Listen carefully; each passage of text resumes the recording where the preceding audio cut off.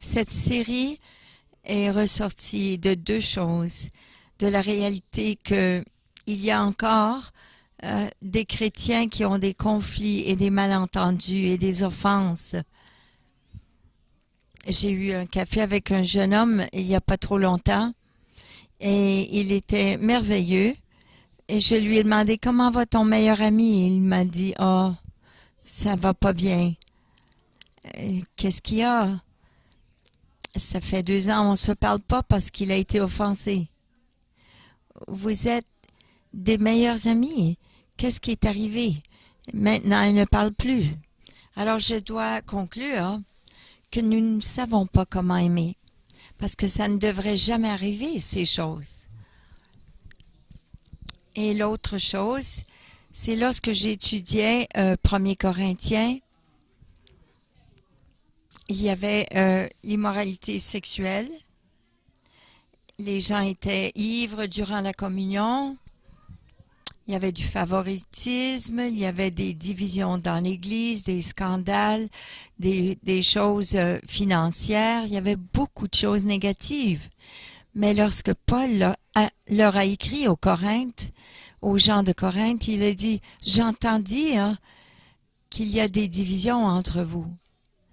Pourquoi est-ce que tu ne règles pas l'immoralité sexuelle, le commérage, l'ivresse et ces scandales? Non, mais au lieu de cela, Paul commence par « J'entends dire qu'il y a des divisions entre vous ». Et là, j'ai commencé à comprendre que s'ils s'aimaient les uns les autres, il n'y aurait pas ces autres choses négatives comme résultat. S'ils savaient vraiment s'aimer les uns les autres.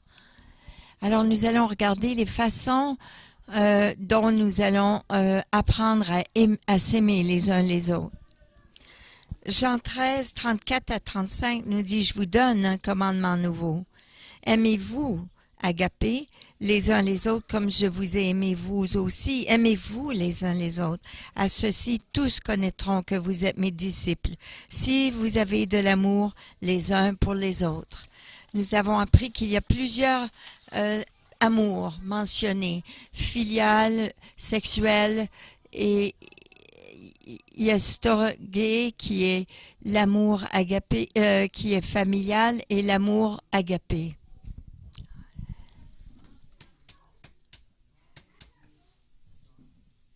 Dieu est agapé. Alors, si on doit aimer avec l'amour agapé, nous devons avoir une bonne relation avec Dieu et recevoir son amour et le partager avec les autres. Alors, nous avons besoin de s'aimer avec l'amour agapé. Et Jésus a dit, « Par ceci, tous connaîtront que vous êtes mes disciples, pas par les signes et les prodiges. » Par ceci, tous connaîtront que vous êtes mes disciples si vous connaissez la Bible. À ceci, tous connaîtront que vous êtes mes disciples.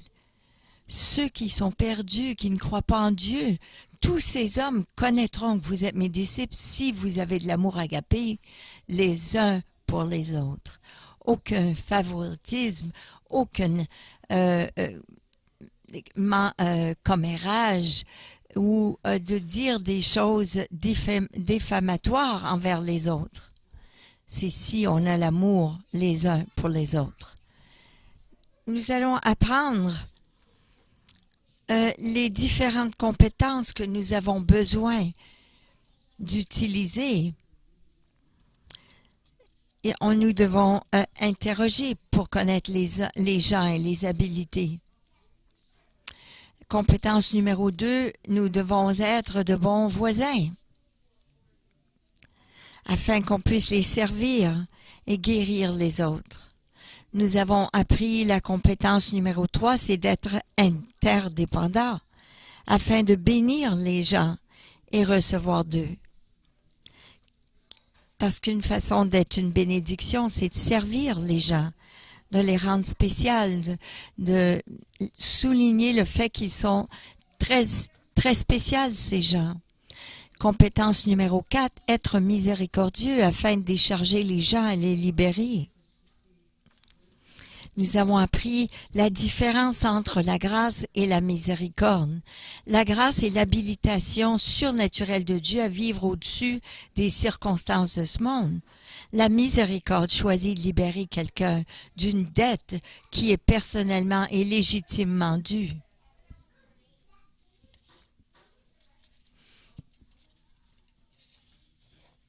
Je bénis Dieu que j'ai une épouse qui me donne la miséricorde. Dieu me donne la grâce, mais elle me donne la miséricorde. Et aujourd'hui, j'aimerais qu'on regarde une autre compétence. C'est d'être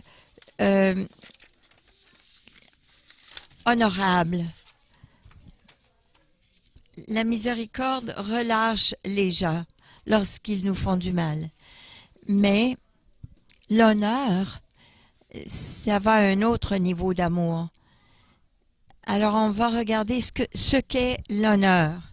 Dans l'Ancien Testament, le mot honneur en hébreu voulait dire kabad.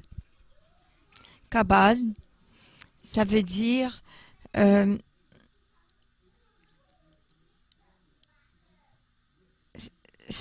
d'être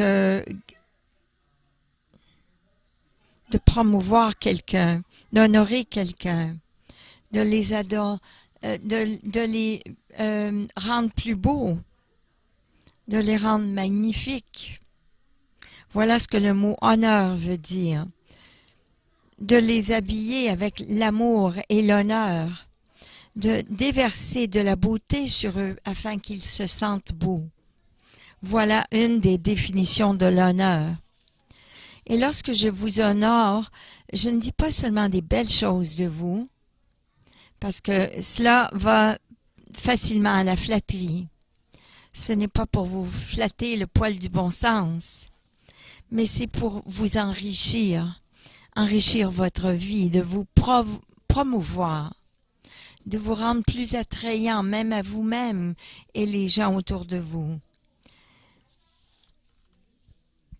Dans le Nouveau Testament, le mot honneur veut dire tameo, qui veut dire rendre de valeur, d'une grande valeur, d'estimer, d'avoir une grande estime.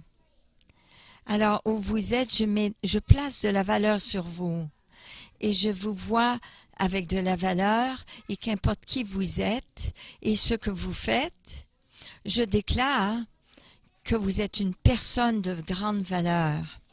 Voilà ce qu'est l'honneur. Et souvent, nous disons que c'est le respect. Mais que veut dire le respect? Voici quelques mots que nous avons. Il y a plusieurs mots qui veulent dire respecter. Mais ça veut dire de respecter, de connaître par observation et de regarder à la personne. Dans le Nouveau Testament, ça veut dire d'être entrepôt, qui veut dire regarder, de la valoriser, l'évaluer. Alors, le respect est quelque chose qui est donné après examen, évaluation. L'honneur, c'est de déclarer la valeur, d'observer et de dire que je vous respecte. Nous observons une personne, nous observons leurs paroles, leur caractère, leur comportement, leur performance. Et si nous aimons ce que nous voyons, alors nous les respectons. Voilà ce que respect veut dire. Mais dit d'une autre façon, le respect, c'est de déclarer la valeur sans examen et évaluation. L'honneur est de déclarer la valeur sans examen et évaluation, tandis que le respect consiste à déclarer la valeur après l'examen et l'évaluation. Le respect doit être gagné, tandis que l'honneur est un cadeau qui est donné gratuitement. Alors, je n'ai pas besoin de vous respecter, mais j'ai besoin de vous honorer. Un voit la valeur en vous et l'autre, c'est d'observer votre performance et vous respecter pour cela. Alors, ce que j'aimerais faire, c'est regarder 4 groupes à honorer que la Bible dit mérite notre honneur. Le premier, c'est Dieu. Mais voilà ce que j'aimerais que vous compreniez. Je crois qu'une des raisons pourquoi il y a si peu d'honneur ici dans notre culture de l'Amérique du Nord, si peu d'honneur envers les gens en général, c'est que la plupart des gens honorent même pas Dieu. Voici un verset de l'Ancien Testament en Ésaïe 29, 13.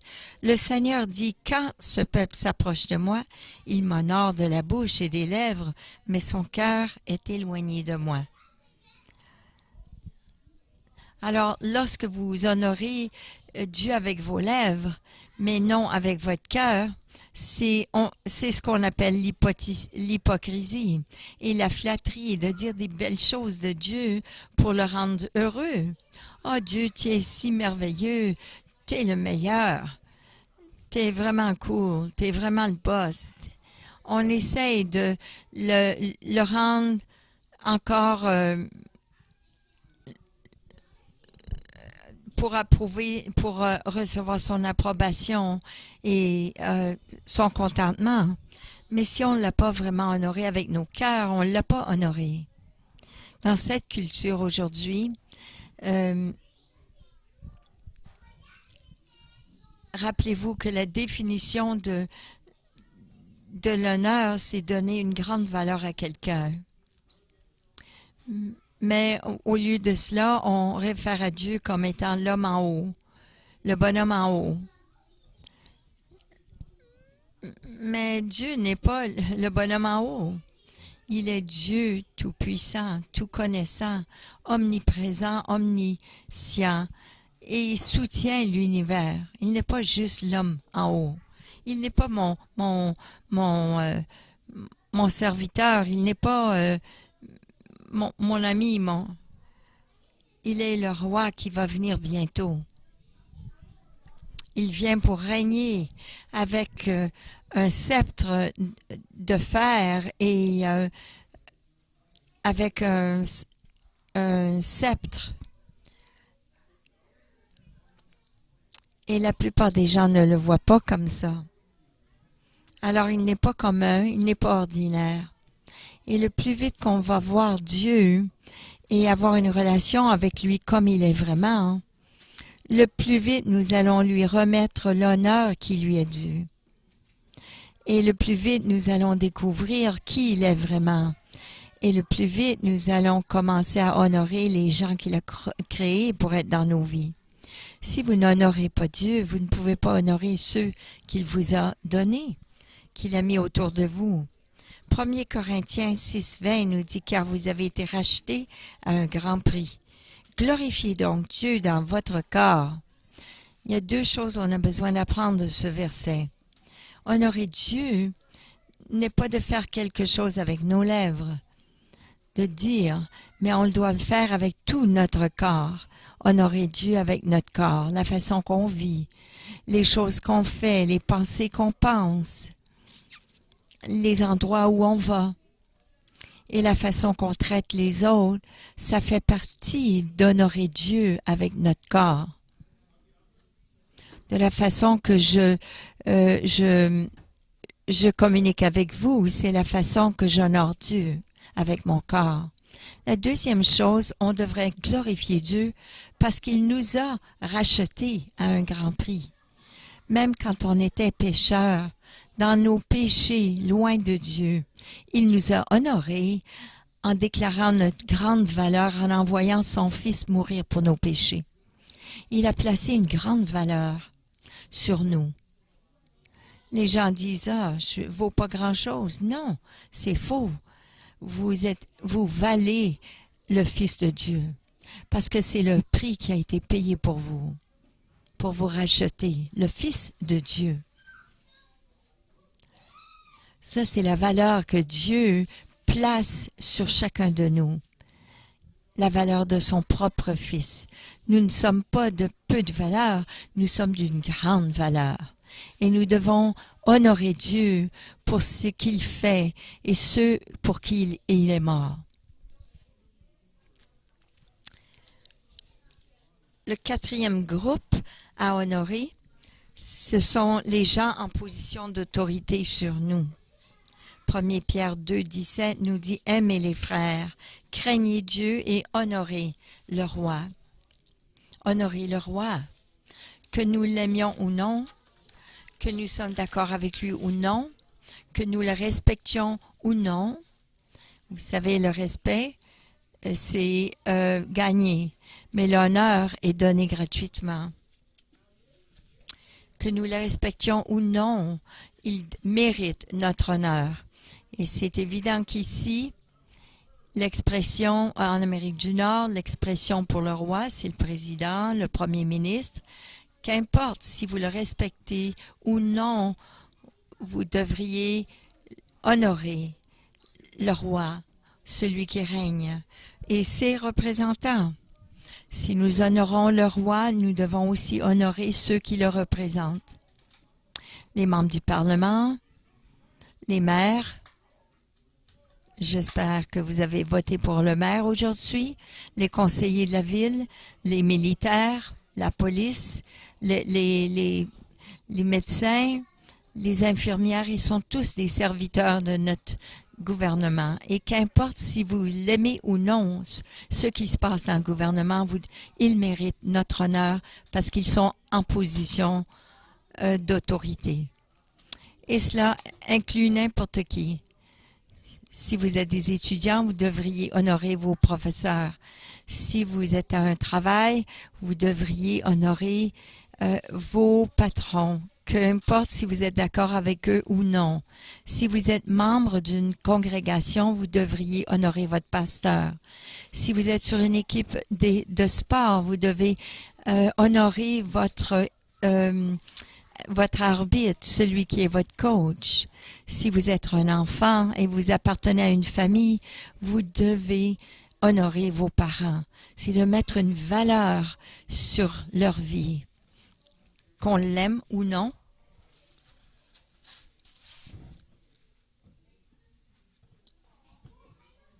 C'est d'honorer la valeur de quelque chose.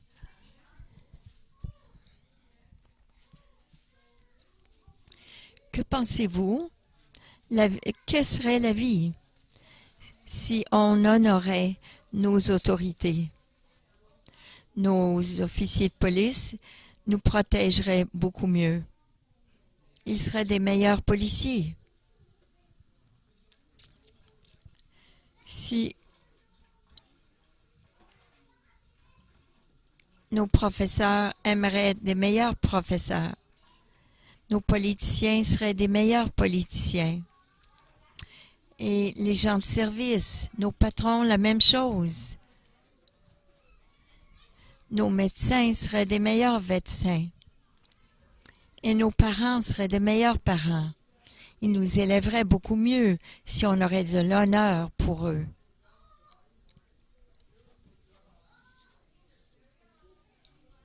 Lorsque j'étais ingénieur, j'ai été transférée aux 6 mois et j'avais toujours des promotions, des augmentations de salaire, mais j'allais voir et je disais, mon travail ici, j'aimerais que vous soyez, vous réussissiez mieux, que vous soyez épanouis. J'aimerais vous aider à être une réussite.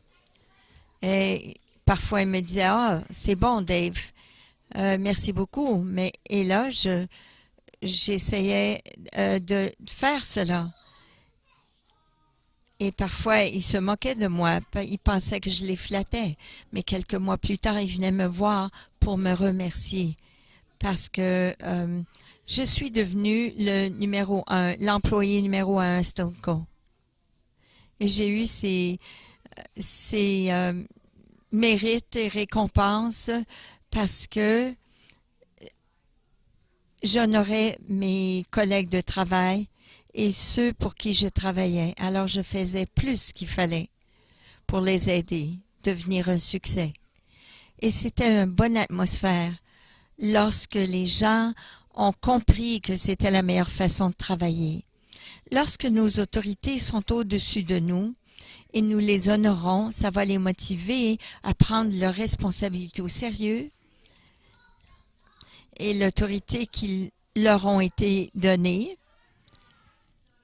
Et honorer quelqu'un, ça les valorise et ça les épanouit d'agir et de vivre comme une personne de valeur. Lorsqu'on les honore comme ils étaient de grande valeur, alors ils commencent à penser, agir et vivre comme quelqu'un qui donne de la valeur. Le troisième groupe à honorer, ce sont les gens en relation avec nous. Cela inclut la famille, les amis, la famille de Dieu. Nous avons aussi regardé les parents. Deutéronome 5,16 nous dit « Honore ton père et ta mère comme l'Éternel, ton Dieu, te l'a ordonné, afin que tes jours se prolongent et que tu sois heureux dans le pays que l'Éternel, ton Dieu, te donne. » Voici un grand des commandements. Ce n'est pas seulement un grand commandement, mais ça nous donne une promesse extraordinaire d'honorer nos parents. Dieu nous promet de prolonger nos jours et que nous soyons heureux. Nous aurions la faveur de Dieu. Si nos enfants honorent les parents et au travers de notre obéissance et nos paroles, cela les inspire.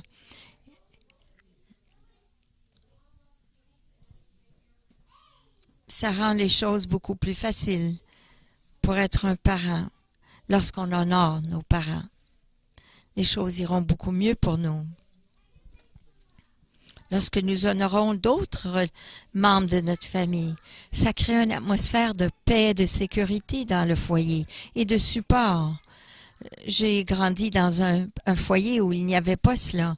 Aussitôt que ma mère et mon père sont partis, il y avait des crises, il y avait beaucoup de tension, beaucoup de stress, et ça nous a pris des années pour rétablir les choses.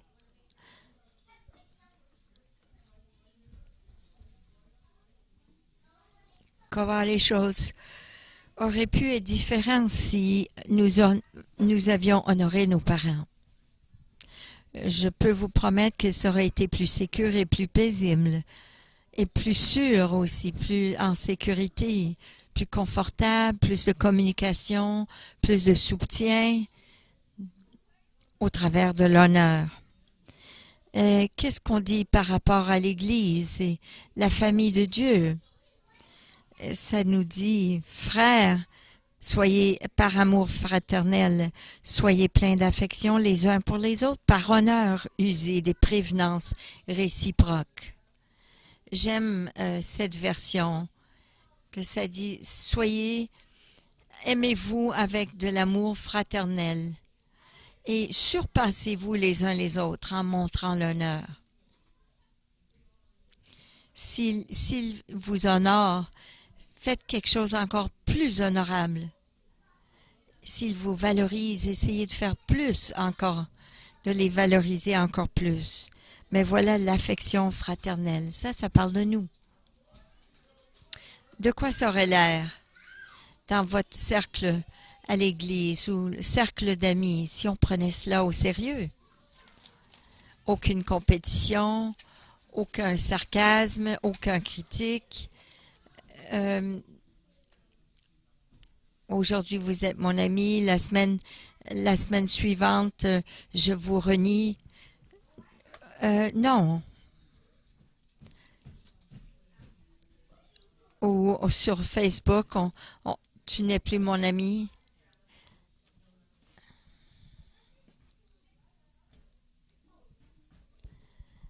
Mais s'il y a de l'honneur,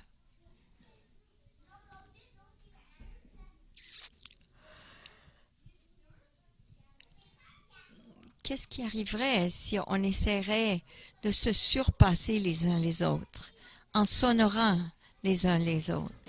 On apprendrait à s'aimer et là on prouverait à tout le monde qu'on est les enfants de Dieu. L'honneur, il faut que ça soit sincère. Et qu'est-ce qui arrive dans la famille de Dieu, que tout le monde se surpasse. Il n'y aurait pas de solitude, d'isolation, que personne a soin de vous. Non, tout le monde s'aiderait, s'aimerait. J'aimais aller à la conférence au mois de juillet de Pastor Chuck parce qu'il connaissait l'honneur. Et c'était comme un festin d'amour. Les gens s'aimaient, se surpassaient, s'aimaient, s'honoraient. Qu'importe qui vous étiez, on se sentait valorisé lorsqu'on allait à cette conférence. C'était incroyable. L'atmosphère était vraiment remplie de valeur les uns pour les autres. Et c'était épouvantable. Ça nous dépassait. Parce qu'on voyait le support et l'amour les uns pour les autres. Et c'est là que j'ai expérimenté ça. C'est incroyable. Et il y a quelque chose de puissant qui arrive lorsque nous accueillons cette culture d'honneur. Et cela nous donne, ça nous épanouit. Le 4e groupe à honorer sont les gens qui portent l'image de Dieu. Les gens qui portent l'image de Dieu. De qui parlons-nous ici? Genèse 1,27 nous dit « Dieu créa l'homme à son image. Il le créa à l'image de Dieu. Il créa l'homme et la femme. » Nous portons tous l'image de Dieu. Chaque peuple, homme, femme, adulte, enfant, qu'importe la couleur, qu'importe la religion ou la race, nous sommes tous créés à l'image de Dieu. Donc, nous méritons l'honneur. Si on honorait vraiment Dieu, on honorera aussi les hommes qu'il a créés, qu'importe qui nous sommes. Dieu n'est pas ordinaire, donc sa création n'est pas ordinaire. Elle est de grande valeur parce qu'elle est unique, elle est spéciale. Lorsqu'un peintre peint une image, une peinture, vous savez ce qu'il fait pour rehausser sa valeur? Il le signe. Il met son image imprimée de sa main. Et cette peinture devient d'une grande valeur. Et Dieu, l'artiste, lorsqu'il nous a créés dans le sein de la mère, il l'a signé. Il l'a signé sur chacun de nous en mettant son image, son autographe, sa signature sur nous. Il nous a tous fait uniques et différents. Et comme chrétiens, nous avons cette connaissance que nous sommes créés à l'image de Dieu. Et nous comprenons que nous amenons beaucoup de valeur à Dieu parce qu'il a envoyé son Fils pour payer ce prix pour nous, parce que nous sommes de valeur. Il a démontré son amour, son honneur envers nous à cause du prix de son Fils. Aucun de nous sommes communs. Et une des choses que nous devons faire, c'est de valoriser, honorer les gens et les aider à comprendre qu'ils sont de grande valeur, suffisants pour que Jésus soit mort pour eux. Parfois, on aime rendre les gens, on leur dit « Ah, toi, tu es un pécheur ». Mais ils sont de grande valeur, ces gens, parce que Jésus a été envoyé pour mourir pour eux.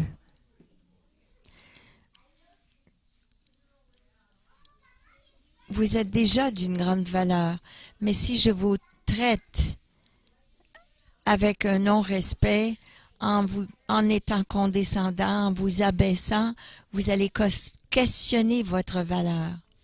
Voilà la façon du monde. Mais si on s'honore les uns les autres et on donne des paroles d'honneur et de valeur, nous rappelons aux gens de leur vraie valeur. Je n'ai jamais été un disciple touché par un disciple. Cet épisode de télévision, cette série, l'ange est allé dans la guerre de Vietnam pour secourir quelqu'un. Et comme il vient pour l'aider.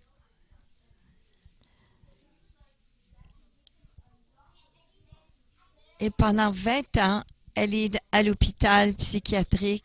Elle ne sait pas qui elle est. Elle a complètement oublié qui elle est. Et parce qu'elle a oublié qui elle était, elle est devenue déprimée, découragée. Elle est arrivée à un aile psychiatrique. Alors l'ange vient dans cette aile psychiatrique pour aider cette dame. Et ce qu'elle fait, elle rappelle à cette personne qui elle est. Et lorsqu'elle vient à se rappeler qui elle est, on voit que cette dépression se lève et qu'elle devient elle se rappelle qui elle est. Puis là, elle revient comme une personne valorisée. Mais vous savez, c'est ça l'histoire, c'est que vous êtes une personne de grande valeur et on doit vous honorer comme une personne de grande valeur. Alors là, le découragement, la dépression et tout ça se lève et là, on se rappelle qui on est vraiment, un fils ou une fille de Dieu. Je suis une personne de grande valeur. C'est pour cela que l'honneur est si important. Comme je traite les gens avec honneur. Alors, rapidement, comment démontrer de l'honneur? Démontrer le respect public et publiquement. Démontrer aux autres le respect. Pas les critiquer. Démontrer le respect publiquement. Numéro 2, célébrer les anniversaires et les commémorations. Je pense, mais c'est quoi ça? Non, pourquoi? C'est de se rappeler de la journée que cette personne est née et qu'il est venu comme un cadeau, un don, pas seulement vos enfants, mais votre patron ou la fête de celui qui prend soin de vous à la garderie, ou de vos collègues, ou vos enseignants. Célébrer leur vie, commémorer ces gens et leur anniversaire. Traitez-les avec honneur, comme Dieu nous demande de faire. Remettre des notes et des cartes cadeaux. Écrivez des petites notes, quelques phrases pour leur dire quelle importance ils ont et pourquoi on les apprécie et pourquoi ils ont laissé un impact dans votre vie.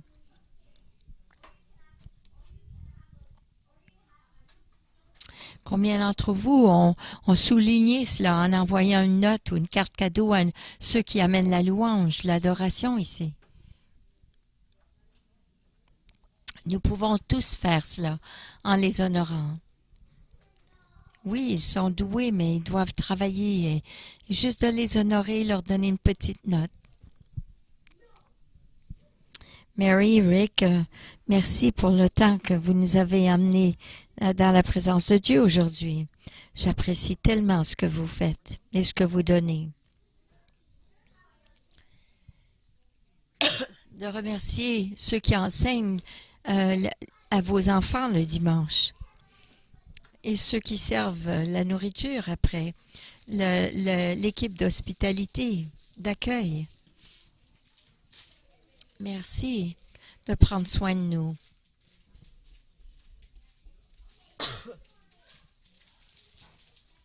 Ces gens ont cuisiné, ils ont préparé des choses pour nous servir. Et notre patron, que diriez-vous? lorsque vous allez à votre travail et vous trouvez une petite note sur le bureau de votre patron et votre patron, il voit que vous l'appréciez, ça change l'environnement.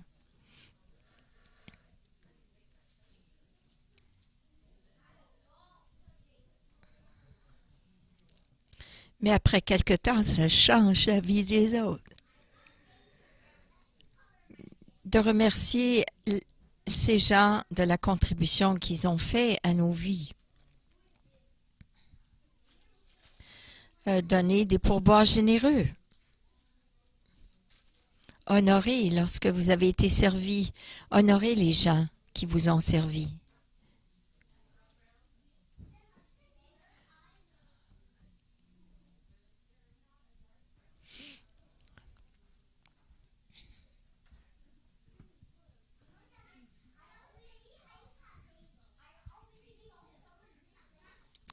Je refuse de payer moins de 2,50 $ de pourboire, même si ma tasse de café était 1 $ ou 2 $.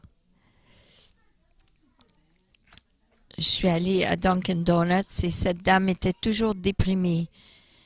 Et à ce moment-là, le café était 1,75 $. Et j'ai donné plus que ça. Et elle a dit, monsieur, mon café est seulement 1,75 $. Et elle a dit, je veux te dire que je t'apprécie. Je veux te dire que j'apprécie ce que tu fais. Mais vous savez ce qui est arrivé? La dépression s'est levée de cette dame. Et la prochaine fois, je l'ai vue, elle était contente de me voir. Et elle a dit, bonjour, c'est bon de te voir aujourd'hui. Mais elle a été différente à partir de ce temps-là. Pendant 2 heures, je ne l'ai pas vue déprimée. Elle était toujours contente. Et je suis contente de lui avoir donné un pourboire. Je me rappelle lorsque j'étais à une église à Peterborough, le pasteur a décidé de partir de bonne heure. Et il allait à Swiss Chalet. Puis là, il enlevait son veston. Il s'asseyait là. Et il voulait voir comment sa congrégation rentrait. Puis là, il entendait les serveurs dire « Ah, ces gens-là sont tellement quétaines. Ils apprécient rien, critiquent toujours, ils donnent pas de pourboire. » Et le pasteur a entendu cela. Et devinez ce qu'il a prêché le dimanche suivant. Il a dit à toute la congrégation, ne méprisez pas les gens qui vous servent, parce qu'ils manquent leur dimanche matin pour vous servir un repas le dimanche.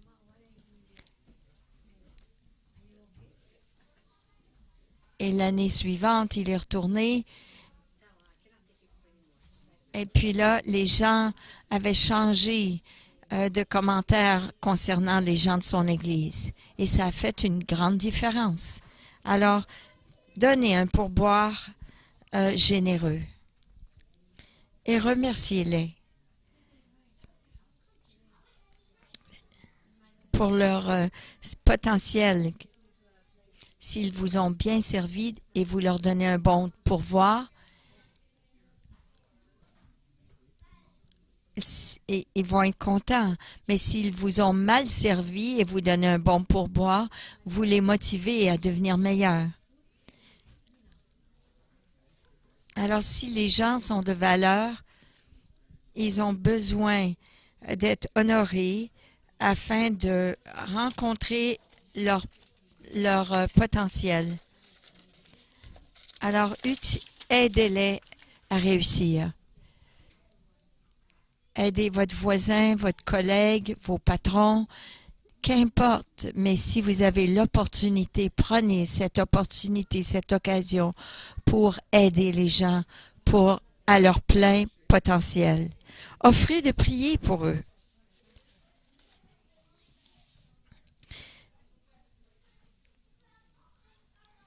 La plupart des gens, vous savez, 85% des gens vont dire oui lorsque vous offrez de prier pour eux.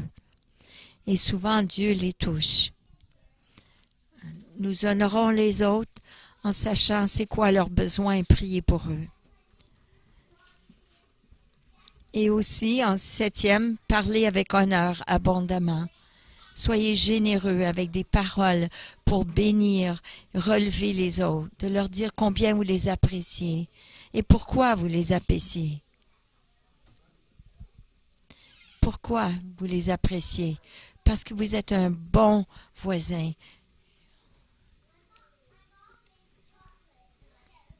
J'ai des bons voisins. J'ai Jerry sur un bord, Peter sur l'autre. Ce sont des gens extraordinaires et je les apprécie énormément. Un homme, Craig Rossell, il a dit on a besoin de traiter l'honneur comme cette ressource renouvelable sur la planète. Oui, l'honneur est sans limite pour changer les vies. L'honneur. Le respect, c'est quelque chose qui est mérité. Mais l'honneur, c'est un cadeau qu'on donne pour déclarer la valeur des autres et les rendre de grande valeur. Ces derniers mois, j'essayais de vous communiquer en plusieurs façons. Nous ne sommes pas bons à aimer les autres. On n'est pas bon à aimer les autres. Sinon, les gens voudraient passer du temps avec nous. Ils aimeraient, ils seraient valorisés. Ils se sentiraient spéciaux. Ils voudraient être nos amis. Si on savait les honorer et les aimer correctement.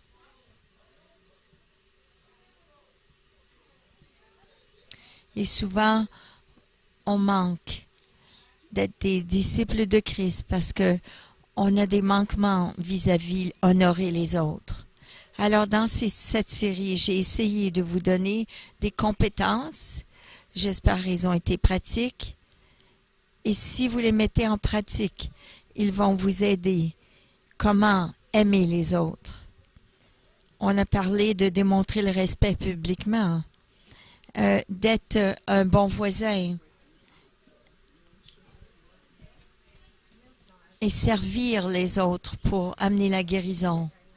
Être interdépendant pour les bénir et les secourir et de recevoir aussi d'eux.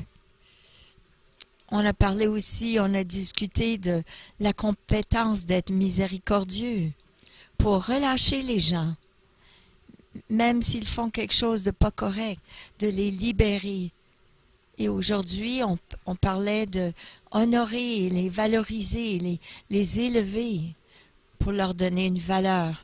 Il y a plusieurs d'autres compétences qu'on pourrait apprendre.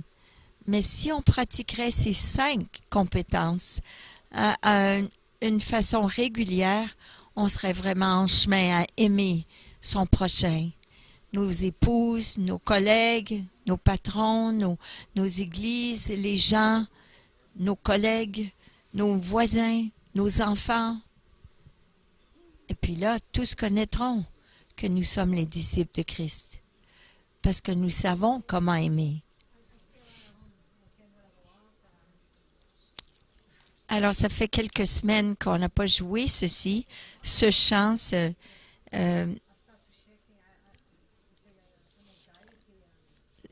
qui est basé sur 1 Corinthiens et qui est sur la charité. Le titre de cela dit « Jésus réduis-moi à l'amour » de Ken Gullickson. Je ne chanterai pas, mais je vais vous donner les paroles.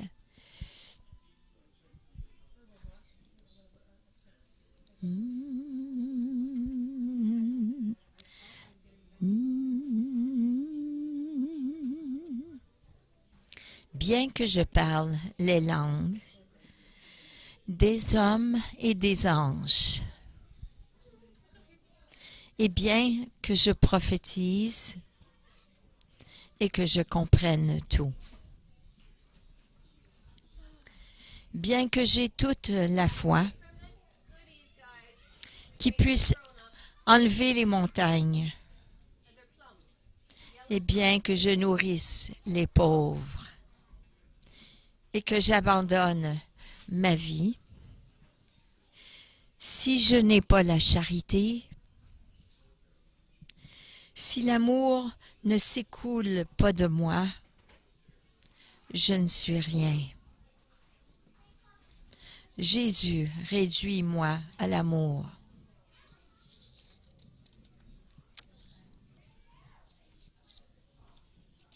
L'amour est patient. L'amour est bon. L'amour n'est pas envieux, ni fier, mais doux et humble. Il ne cherche pas sa propre voix. L'amour chante quand Jésus triomphe. Il croit et endure toutes choses. L'amour espère et supporte chaque faute. Et l'amour ne faillit jamais.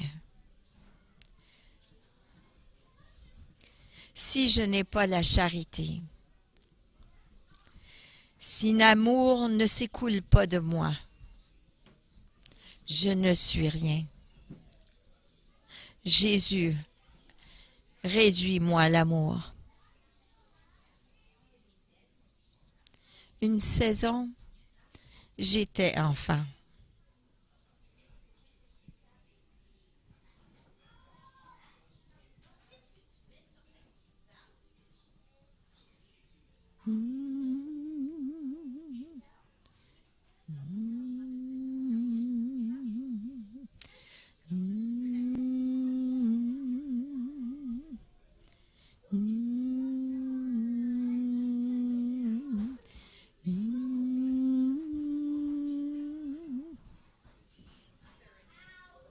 Si je n'ai pas la charité, si l'amour ne s'écoule pas de moi, je ne suis rien.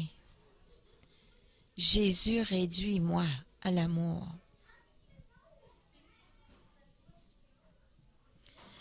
Une saison, j'étais enfant. Je parlais et pensais comme un enfant. Mais quand je suis devenu un homme, ces manières ont été mises de côté. Bien que maintenant, je vois au travers un verre, pourtant alors, je verrai face à face. Quoique maintenant demeure la foi et l'espoir, le plus grand, c'est l'amour.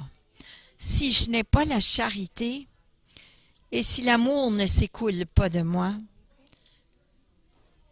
je ne suis rien. Jésus, réduis-moi à l'amour.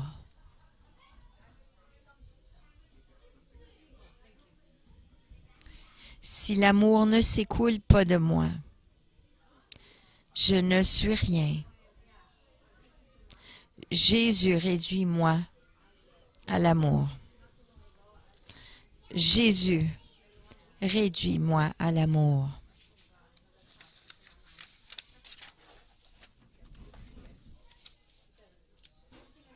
Levons-nous ensemble.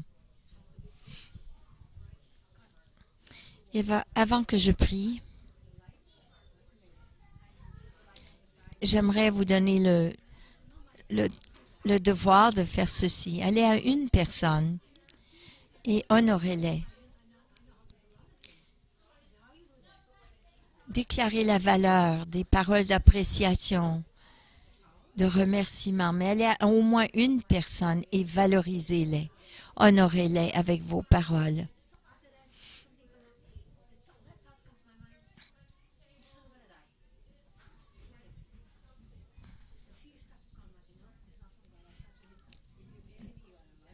Ça peut être la personne à côté de vous, mais prenez quelques instants après le service et commençons aujourd'hui à s'honorer les uns les autres et de bâtir cela dans notre vie. Ça changera toute l'atmosphère. Père, au nom de Jésus, oui, réduis-nous à l'amour, à aimer. Nous confessons, Seigneur, que souvent nous avons prouvons que nous ne savons pas aimer. Nous sommes offensés, nous parlons des paroles dures, nous déshonorons les autres qui sont créés à ton image. Seigneur, nous prions. Au-delà de l'information qui a été partagée aujourd'hui, nous prions que ton esprit repose sur chacun de nous et que Dieu puisse nous donner cette habilité de s'honorer les uns les autres. À chaque personne avec qui nous avons contact. Voilà notre prière. Seigneur, réduis-nous à l'amour, afin que tous sachent que nous t'appartenons, que tu sois glorifié et que les gens soient attirés à toi. Nous prions cela au nom de Jésus. Amen.